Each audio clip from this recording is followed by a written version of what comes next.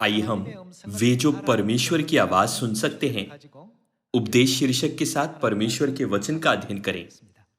भले ही परमेश्वर हमारे मानव जाति को बचाने के लिए कई शिक्षा देते हैं,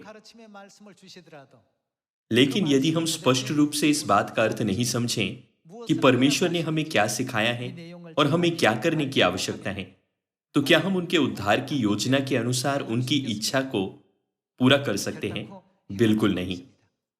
इसी कारण बाइबल कहती है कि लोगों के दो समूह हैं, वे जो परमेश्वर की आवाज सुनते हैं और समझते हैं, और जो नहीं सुनते और नहीं समझते। फिर पृथ्वी पर कितने लोग परमेश्वर की आवाज को सुनने और समझने में सक्षम हैं? बाइबल बताती है कि वे थोड़े ही हैं। इसी कारण उद्धार के मार्ग की तुलना सकेत फाटक से प्रवेश करने से की गई है। इस युग में भी ऐसा ही है। यह वास्तव में अविश्वसनीय है। भले ही परमेश्वर का वचन एक ही जगह और एक ही स्थिति में कहा गया था, लेकिन कुछ लोगों ने उनका शब्द सुना और उसे अमल में लाए, जबकि अन्य उसे नहीं सुन सके और सोचा, इसका क्या मतलब है? क्या ये गर्जन है? क्या ये हवा की आवाज है? उनके विवेक की कमी के कारण कई लोग उद्धार के मार्ग पर न तो चल सकें, न ही उद्धार की जगह पर आ सकें। हम वास्तव में धन्य हैं कि हम परमेश्वर की आवाज सुन सकते हैं। चूंकि हम परमेश्वर की आवाज सुनते हैं और स्पष्ट रूप से समझते हैं कि परमेश्वर ने हमें क्या करने के लिए कहा है, इसीलिए क्या अब हम आत्मविश्वास से स्वर्ग की ओर नहीं चल रहे? प्रेरित पौलुस ने भी अपने जीवन के अंत में कहा था, मैं अच्छी कुश्ती लड़ चुका हूं, मैंने अपनी दौड़ पूरी कर ली है, मैंने विश्वास की रखवाली की है, इसीलिए मेरे लिए धर्म का मुकुट रखा हुआ है। वो ऐसा आत्मविश्वास कैसे पा सका था? ऐसा इसीलिए था क्योंकि उसने परमेश्वर की आवाज को स्पष्ट रूप से सुना और समझा और उनकी हर शिक्षा को अभ्यास में लाया। आइए हम यूहन्ना अध्याय 12 पर एक नजर डालें। यूहन्ना अध्याय 12 वचन 28। हे पिता, अपने नाम की महिमा कर। तब ये आकाशवाणी हुई, मैंने उसकी महिमा की है और फिर भी करूंगा। तब जो लोग खड़े हुए सुन रहे थे उन्होंने कहा कि बादल गरजा, दूसरों ने कहा कोई स्वर्गदूत उससे बोला। यहां हम आयत 28 से एक महत्वपूर्ण सबक पा सकते हैं। परमेश्वर ने जो कहा उसे किसने सुना और समझा? प्रेरित यूहन्ना ने आवाज सुनी और जो कुछ उसने सुना वो यूहन्ना अध्याय 12 आयत 28 में रिकॉर्ड किया। दूसरी ओर जो लोग यूहन्ना के बगल में थे और वही आवाज सुनी, कुछ ने कहा कि बादल गरजा और दूसरों ने कहा कोई स्वर्गदूत उससे बोला। जैसे आप देख सकते हैं, हर किसी ने अलग अलग आवाज सुनी। भाई और बहनों, जब परमेश्वर हमारे उद्धार के लिए अपनी शिक्षाएं देते हैं, तो जिन लोगों के पास सुनने के लिए कान होते हैं और उनके शब्द को सही तरह से समझते हैं, वे वास्तव में धन्य हैं। प्रेरित यूहन्ना ने परमेश्वर की आवाज को सही तरह से सुना और समझा और रिकॉर्ड किया कि मैंने उसकी महिमा की है और फिर भी करूंगा। इस युग में कुछ परमेश्वर के वचन को सही तरह से सुनते और समझते हैं और उद्धार के मार्ग की ओर दौड़ते हैं, जबकि अन्य केवल गर्जन सुनते हैं। जिन्होंने नहीं सुना वे उनके वचन कैसे निभा सकते हैं? उसके बजाय वे अपने खुद के विचारों के अनुसार एक मार्ग चुनते हैं। क्या हम सभी को परमेश्वर के लोग नहीं बनना चाहिए जो परमेश्वर की आवाज सुन सकते हैं? यीशु ने मत्ती रचित सुसमाचार में उन लोगों के बारे में सिखाया जो परमेश्वर की आवाज सुन सकते हैं। मत्ती अध्याय 13 वचन 10। चेलों ने पास आकर उससे कहा, तू लोगों से दृष्टांतों में क्यों बातें करता है? उसने उत्तर दिया, तुमको स्वर्ग के राज्य के भेदों की समझ दी गई है, पर उनको नहीं, क्योंकि जिसके पास है उसे दिया जाएगा और उसके पास बहुत हो जाएगा, पर जिसके पास कुछ नहीं है उससे जो कुछ उसके पास है वो भी ले लिया जाएगा। मैं उनसे दृष्टांतों में इसीलिए बातें करता हूं कि वे देखते हुए नहीं देखते और सुनते हुए क्या वे समझ सकते हैं? नहीं, नहीं सुनते और नहीं समझते। उनके विषय में यशाया की यह भविष्यवाणी पूरी होती है, तुम कानों से तो सुनोगे पर समझोगे नहीं, और आंखों से तो देखोगे पर तुम्हें न सूझेगा, क्योंकि इन लोगों का मन मोटा हो गया है और वे कानों से ऊंचा सुनते हैं और उन्होंने अपनी आंखें मूंद ली है। कहीं ऐसा ना हो कि वे आंखों से देखें और कानों से सुने और मन से समझें और फिर जाएं और मैं उन्हें चंगा करूं। पर धन्य है तुम्हारी आंखें कि वे देखती हैं और तुम्हारे कान कि वे सुनते हैं। ये तथ्य कि हमारे कान सुन सकते हैं स्वर्ग से एक महान आशीष है। हमें किसकी आवाज सुननी चाहिए? परमेश्वर की आवाज। हमें परमेश्वर की उन सभी शिक्षाओं को स्पष्ट रूप से सुनना चाहिए जो हमें अनंत जीवन और स्वर्ग के राज्य की ओर ले जाती है, और उन्हें अपने हृदयों में स्वीकार करना चाहिए। भले ही हम बाइबल को सैकड़ों बार पढ़ते हैं, लेकिन यदि हम उसमें पिता परमेश्वर और माता परमेश्वर को नहीं खोज सकते तो हमारे विश्वास की नींव गायब है। परमेश्वर ने कहा, धन्य है तुम्हारे कान क्योंकि वे सुनते हैं। भले ही लोगों ने केवल गर्जन और बिजली की आवाज सुनी, लेकिन यूहन्ना ने परमेश्वर की आवाज को सही तरह से सुना, जिन्होंने कहा, मैंने उसकी महिमा की है और फिर भी करूंगा, और इसे बाइबल में दर्ज किया। हमें प्रेरित यूहन्ना की तरह बनना चाहिए। केवल जब हम परमेश्वर की आवाज को स्पष्ट रूप से सुने और समझें, तो ही हम परमेश्वर की भेड़ें, परमेश्वर के लोग और परमेश्वर की संतान बन सकते हैं। आइए हम यूहन्ना अध्याय 10 पर जाएं। यूहन्ना अध्याय 10 आयत 25। यीशु ने उन्हें उत्तर दिया, मैंने तुमसे कह दिया, पर तुम विश्वास करते ही नहीं। जो काम मैं अपने पिता के नाम से करता हूं, वे ही मेरी गवाह हैं, परंतु तुम इसीलिए विश्वास नहीं करते क्योंकि मेरी भेड़ों में से नहीं हो। ये कहता है, मेरी भेड़ें मेरा शब्द सुनती हैं। वे न केवल परमेश्वर की आवाज सुनती हैं, बल्कि इसे समझती हैं, इसे स्वीकार करती हैं और इसे पूरा करती हैं। मेरी भेड़ें मेरा शब्द सुनती हैं, मैं उन्हें जानता हूं और वे क्या करती हैं? वे मेरे पीछे पीछे चलती हैं। चूंकि वे परमेश्वर की आवाज को सही तरह से सुनती और समझती हैं, तो जब वे कहते हैं चलो, तब वे उसके पीछे पीछे चलती हैं। जब परमेश्वर कहते हैं एक पल के लिए आराम करो, वे ऐसा करती हैं। जब परमेश्वर उन्हें हरे चरागाह में लाते हैं और कहते हैं जी भर के खाओ, तब वे अपने चरवाहे की आवाज का पालन करके घास को स्वतंत्र रूप से खाती है। इस तरह से परमेश्वर की भेड़ें उनकी आवाज सुनती हैं। आइए हम दूसरा यूहन्ना अध्याय 1 वचन 8 पर जाएं। अपने विषय में चौकस रहो कि जो परिश्रम हमने किया है उसको तुम गवा न दो, वरन उसका पूरा प्रतिफल पाओ। जो कोई मसीह की शिक्षा से आगे बढ़ जाता है और उसमें बना नहीं रहता, उसके पास कौन नहीं? परमेश्वर नहीं। जो कोई मसीह की शिक्षा में बना नहीं रहता, उसके पास परमेश्वर नहीं है। इन दिनों लोग गलती से सोचते हैं कि रविवार सबत का दिन है और नई वाचा फसह को, जिसे यीशु ने हमें बचाने के लिए स्थापित किया था, एक ऐसी व्यवस्था के रूप में मानते हैं जिसे मिटा दिया गया था। वे परमेश्वर के वचन के विपरीत दिशा में जा रहे हैं। जब परमेश्वर कहते हैं इसे मनाओ, वे दावा करते हैं यह मिटाया गया है। जब परमेश्वर सिखाते हैं कि ये अनावश्यक है, तो वे जोर देते हैं ये आवश्यक है। इस कारण परमेश्वर ने कहा,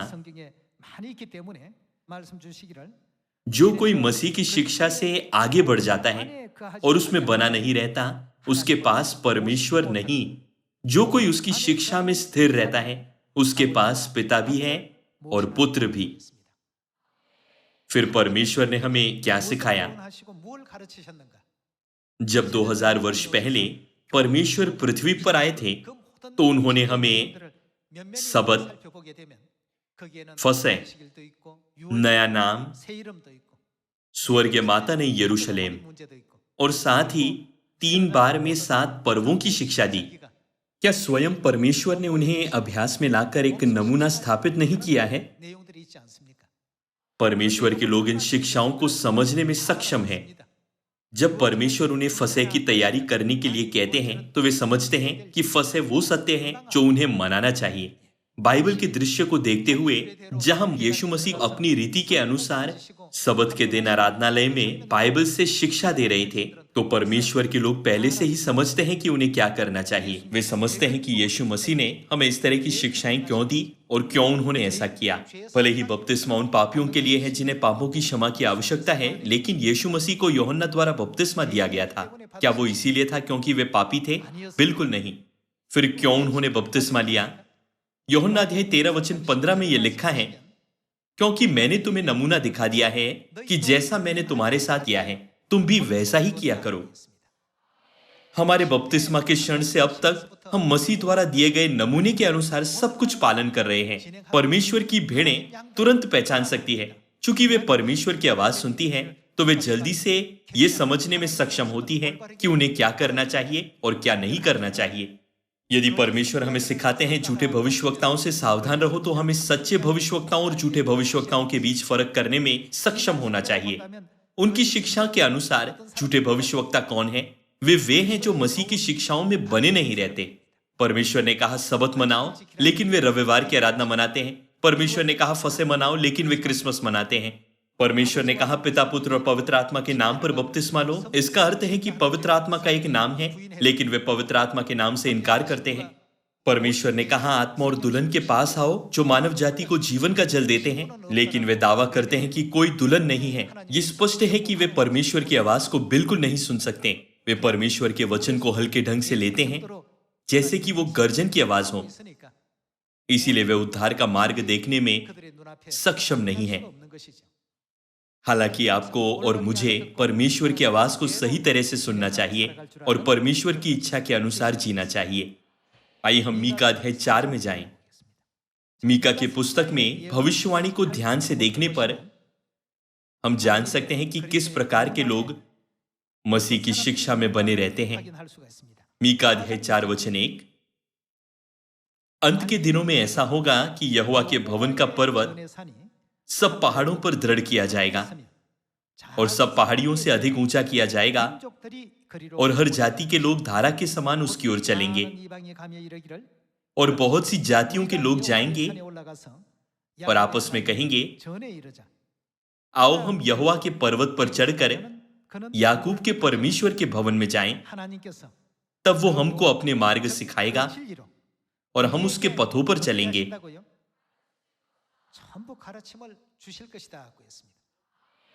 क्योंकि यहोवा की व्यवस्था सियोन से और उसका वचन यरूशलेम से निकलेगा। हमें अपने कान उन शिक्षाओं पर लगाने चाहिए जो वे अंतिम दिनों में हमें सिखाते हैं। परमेश्वर ने हमें स्पष्ट रूप से जानने दिया कि वो ये कार्य पिता या पुत्र के युग में नहीं, बल्कि इस अंतिम युग में करेंगे जो पवित्र आत्मा का युग है। अब हम नई वाचा का सबत, बपतिस्मा और ओढ़नी का नियम मना रहे हैं। ये शिक्षाएं हैं जो परमेश्वर ने इस पवित्र आत्मा के युग में हमें प्रदान की है। हालांकि कई दयनीय आत्माएं हैं जिन्होंने अभी तक इन शिक्षाओं पर अपना कान नहीं लगाया है। पवित्र आत्मा के युग में सबसे महत्वपूर्ण शिक्षा जिसे हमें अपना ध्यान देने की आवश्यकता है वो है आत्मा और दुल्हन। पिता परमेश्वर और माता परमेश्वर के बारे में समझे बिना बाइबल का अध्ययन करने की कोशिश करने से केवल बड़ा भ्रम पैदा होगा। पिता ने अपनी सत्य की पुस्तकों में लिखा है, अंतिम दिनों में आत्मा और दुल्हन प्रकट होंगे और सत्य में उन अन्य जातियों को इकट्ठा करेंगे जो परमेश्वर पर विश्वास नहीं करते थे, और अनंत स्वर्ग के राज्य में उनकी अगुवाई करेंगे। इसके बारे में नबी मीका ने लिखा, वो हमको अपने मार्ग सिखाएगा। फिर जब पिता इस पृथ्वी पर आए तो उन्होंने हमें आत्मा और दुल्हन के बारे में क्या सिखाया? आइए हम उत्पत्ति अध्याय 1 से उनकी आवाज सुने।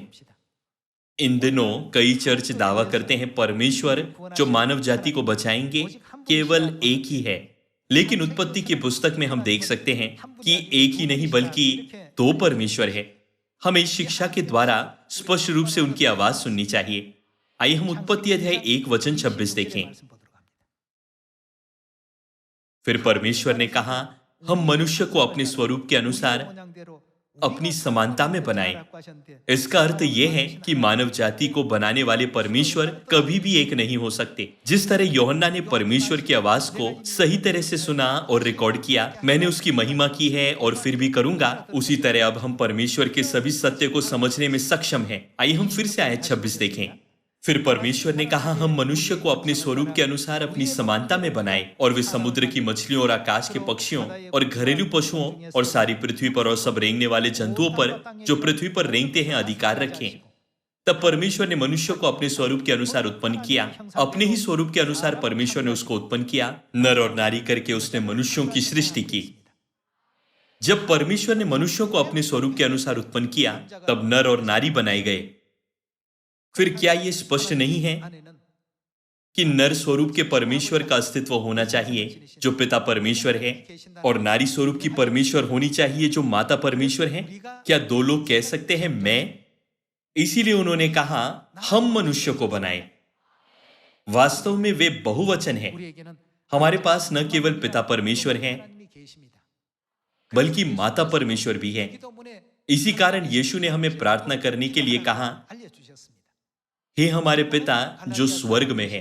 गलातियों अध्याय 4:26 में भी लिखा गया है, ऊपर की यरूशलेम स्वतंत्र है और वो हमारी माता है, जिसका अर्थ है कि माता परमेश्वर का भी अस्तित्व है। मूल इब्रानी पाठ में पिता परमेश्वर और माता परमेश्वर को एलोहिम के रूप में वर्णित किया गया है। एलोहिम एक इब्रानी शब्द है जिसका अर्थ है एक से अधिक परमेश्वर। फिर इब्रानी भाषा में परमेश्वर शब्द का एक वचन क्या है?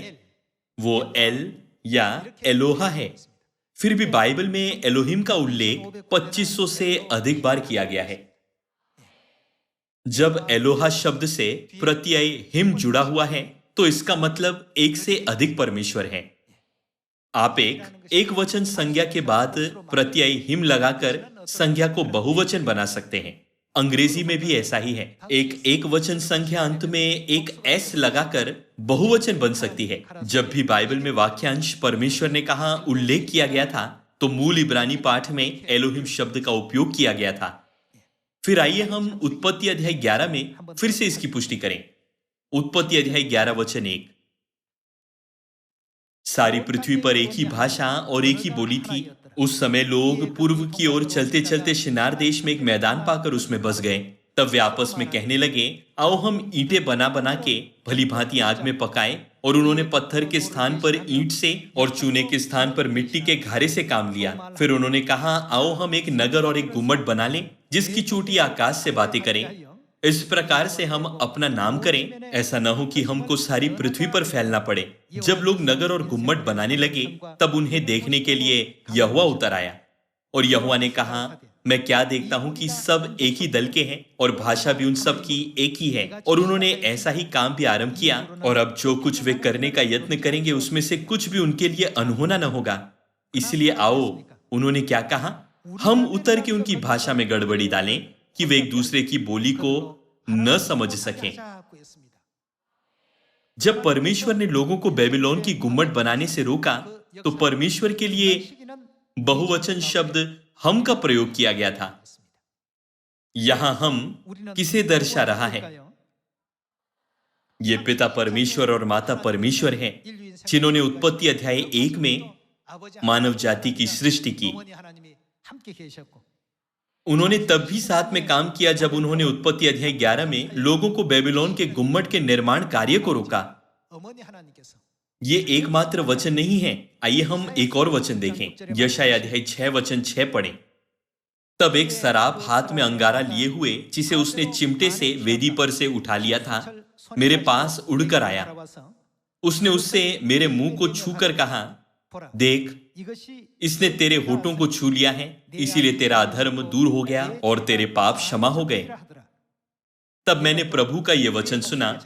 दूसरे शब्दों में परमेश्वर की आवाज सुनी, मैं किसको भेजूं? और उन्होंने क्या कहा? हमारी ओर से कौन जाएगा? यहां परमेश्वर ने ऐसा नहीं कहा मेरी ओर से कौन जाएगा, लेकिन इसके बजाय कहा हमारी ओर से कौन जाएगा। तब परमेश्वर जो हम के रूप में इस काम को अंजाम दे रहे हैं, वही परमेश्वर हैं जिन्होंने कहा, हम मनुष्य को अपने स्वरूप में बनाएं, और जिन्होंने बेबीलोन के गुम्मट के निर्माण से लोगों को रोका। यशायाह अध्याय 6 में नबियों को भेजते समय परमेश्वर ने यह भी कहा, हमारी ओर से कौन जाएगा? तब मैंने कहा, मैं यहां हूं, मुझे भेज। संसार में धर्मशास्त्रियों के लिए यह तथ्य कि परमेश्वर ने हम कहा एक रहस्य बना हुआ है। फिर परमेश्वर ने क्यों हम कहा? पूरी बाइबल में एलोहिम शब्द का 2500 से अधिक बार उल्लेख क्यों किया गया? यदि लोगों के पास परमेश्वर की शिक्षाओं का पालन करने का मन होता तो वे तुरंत ही पिता परमेश्वर और माता परमेश्वर को खोज पाते। लेकिन चूंकि उन्होंने बाइबल को इतने लंबे समय तक एकेश्वरवादी दृष्टिकोण के साथ पढ़ाया है, तो चाहे कितनी भी बार परमेश्वर उन्हें परमेश्वर के बहुवचन के बारे में सिखाने की कोशिश करें, वे बस सुन नहीं सकते। वे दावा करते हैं एलोहिम शब्द केवल शीर्षक है जो परमेश्वर को दिया गया था। तब क्या एलोहिम एकमात्र ऐसा शब्द है जिसका उपयोग परमेश्वर का वर्णन करने के लिए किया जाता है?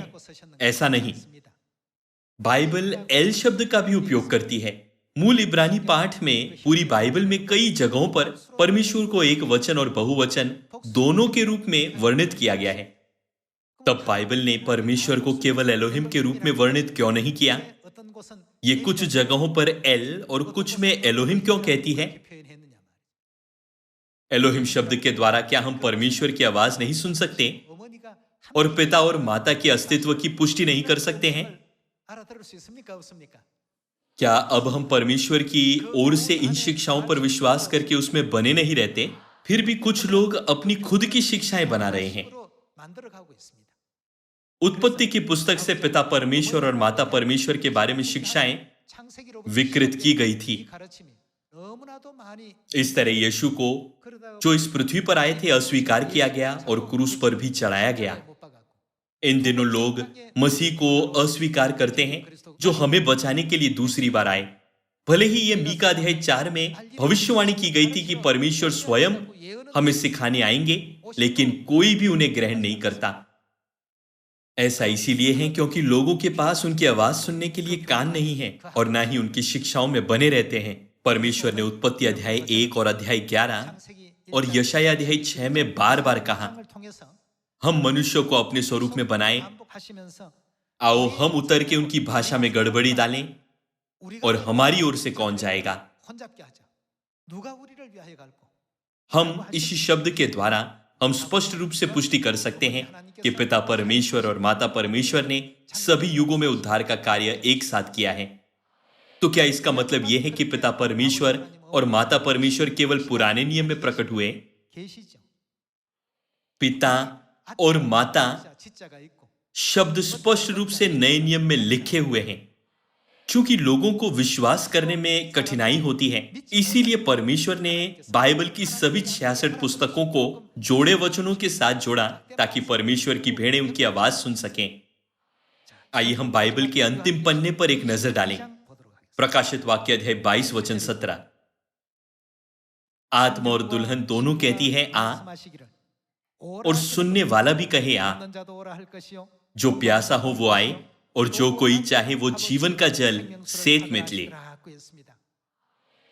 आत्मा कौन है? वो पिता परमेश्वर है। फिर पिता परमेश्वर की दुल्हन कौन है? ये क्या है जो पिता परमेश्वर और माता परमेश्वर सभी मानव जाति के लिए घोषणा कर रहे हैं? जो कोई चाहे वो जीवन का जल सेत में ले। वे अब हमें बुला रहे हैं, है ना? पिता परमेश्वर और माता परमेश्वर की गवाही केवल उत्पत्ति अध्याय 1 में नहीं दी गई है। वे प्रकाशित वाक्य अध्याय 22 के अंत में भी सभी मानव जाति के लिए एक संदेश की घोषणा करते हुए प्रकट होते हैं। क्या प्रेरित यूहन्ना ने परमेश्वर की इच्छा के अनुसार प्रकाशन को स्पष्ट रूप से देखकर रिकॉर्ड नहीं किया? हमें परमेश्वर से आने वाली इस आवाज को सुनने में सक्षम होना चाहिए। जैसे लिखा है, मेरी भेड़ें मेरा शब्द सुनती हैं। सुनने का अर्थ है समझना। क्योंकि वे उनकी आवाज जानती हैं, वे सभी चरवाहे के पास आने में सक्षम हैं। इसके अलावा ये यिर्मयाह अध्याय 3 वचन 17 में लिखा गया है, उस समय यरूशलेम यहोवा का सिंहासन कहलाएगा और सब जातियां उसी यरूशलेम में मेरे नाम के निमित्त क्या करेगी? इकट्ठी हुआ करेगी। वे सभी इकट्ठा होकर परमेश्वर के पास आएंगे। आइए हम एक और बार प्रकाशित वाक्य अध्याय 22 वचन 17 पढ़ें। आत्मा और दुल्हन दोनों कहती हैं, यानी पवित्र आत्मा परमेश्वर और हमारी स्वर्गीय माता जो पवित्र आत्मा की दुल्हन है कहती है, आ, जो प्यासा हो वो आए और जो कोई चाहे वो जीवन का जल सेत में ले। मैं हर एक को जो इस पुस्तक की भविष्यवाणी की बातें सुनता है गवाही देता हूं, यदि कोई मनुष्य इन बातों में कुछ बढ़ाए तो परमेश्वर उन विपत्तियों को जो इस पुस्तक में लिखी है उस पर बढ़ाएगा। यदि कोई इस भविष्यवाणी की पुस्तक की बातों में से कुछ निकाल डाले तो परमेश्वर उस जीवन के वृक्ष और पवित्र नगर में से जिसका वर्णन इस पुस्तक में है उसका भाग निकाल देगा। चूंकि हम परमेश्वर की आवाज सुनते हैं, इसीलिए हम परमेश्वर के वचन में शब्दों को जोड़ने या निकालने की हिम्मत नहीं करेंगे। यदि हम जोड़ते हैं तो विपत्तियां हम पर आएगी, और यदि हम घटाते हैं तो पवित्र नगर में प्रवेश करने का विशेष अधिकार हमसे छीन लिया जाएगा। फिर हम परमेश्वर की आवाज में कुछ जोड़ने या निकालने की हिम्मत कैसे कर सकते हैं? आत्मा और दुल्हन के बारे में गवाही देने के बाद जो हमें जीवन का जल प्राप्त करने के लिए बुला रहे हैं, परमेश्वर ने हमें चेतावनी दी कि हम बाइबल की भविष्यवाणियों में कुछ न जोड़ें या न घटाएं। फिर हमें आत्मा और दुल्हन को कैसे मानना चाहिए? वे कौन हैं जो हमें बुला रहे हैं? आत्मा और दुल्हन। यदि दुल्हन मौजूद नहीं है तो दुल्हन हमसे कैसे बात कर सकती है? सभी लोगों, इस दुनिया में कुछ भी बिना कारण के नहीं होता। एक दिन मुझे पता चला कि दुनिया की आधी आबादी पुरुष है और दूसरी आधी महिला है। इसके द्वारा मुझे इस बात का गहरा एहसास हुआ कि हमारे परमेश्वर जीवित हैं और अपना कार्य करने में सक्रिय है। मैं वास्तव में चकित था। ये 70% पुरुष और 30% महिला हो सकती थी, या ये 70% महिला और 30% पुरुष हो सकती थी, या एक ऐसा महीना हो सकता था जब केवल पुरुष पैदा हुए हो। लेकिन आश्चर्यजनक रूप से ये इस तरह से नहीं हुआ है। इसे नियंत्रित करने वाले परमेश्वर के हाथ के बिना ऐसा कुछ कैसे हो सकता है? किसी संदेह के बिना परमेश्वर जीवित हैं और वो अपने शक्तिशाली कार्य को अंजाम दे रहे हैं। हमें इस तथ्य पर विश्वास करना चाहिए और हमेशा उनकी आवाज पर अपना कान लगाकर परमेश्वर की शिक्षाओं में बने रहना चाहिए। हमारे परमेश्वर एक जीवित परमेश्वर है। परमेश्वर जीवन का वास्तुकार है, उनका निश्चित रूप से अस्तित्व है। मैं ईमानदारी से आशा करता हूं कि चाहे परमेश्वर हमारी अगुवाई कहीं भी क्यों न करे, हम सभी उनकी शिक्षाओं का अंत तक पालन कर सकते हैं, ताकि हम सभी किसी एक को भी पीछे छोड़े बिना स्वर्ग जिसे परमेश्वर ने हमारे लिए तैयार किया है प्रवेश कर सकें। इससे आज का उपदेश समाप्त होता है। आपका बहुत बहुत धन्यवाद।